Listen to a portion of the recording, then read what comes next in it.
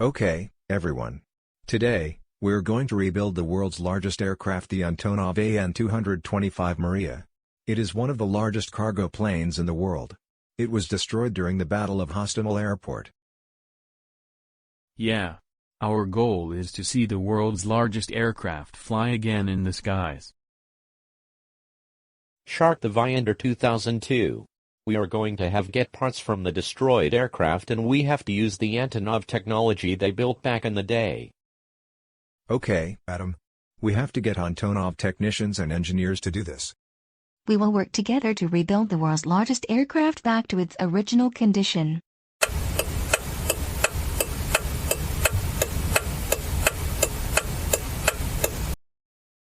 We have the Antonov technicians and engineers.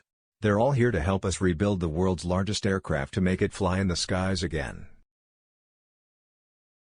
We'll build the world's largest aircraft together no matter how tired we are. We'll do it until it is complete.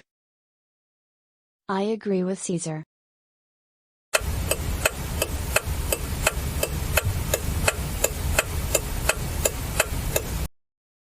Okay.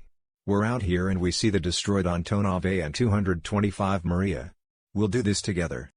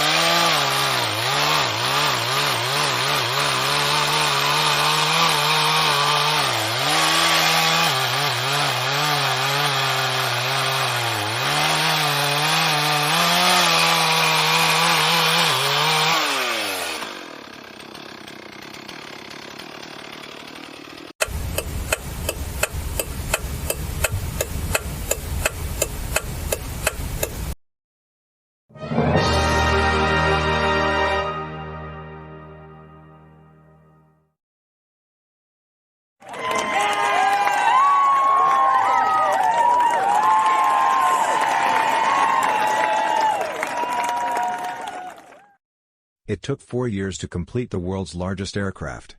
The Antonov AN-225 Mriya will fly in the skies again. Yeah, Shark the Viander 2002.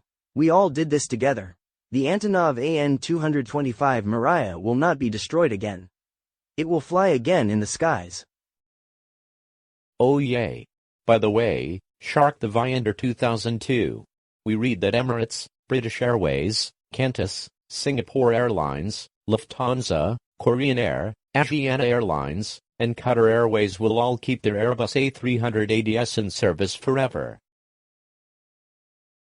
This means that the Airbus A380s will not be retiring. This means they're going to stay in service forever. The Airbus A380 is way bigger than the Boeing 747.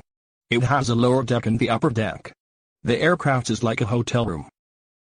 Yeah. From what I heard from the news, I heard that Dubai International Airport will not be closing. It will instead be expanded. Emirates Sky Cargo will be moving all of their cargo flights from Al Maktoum International Airport to Dubai International Airport.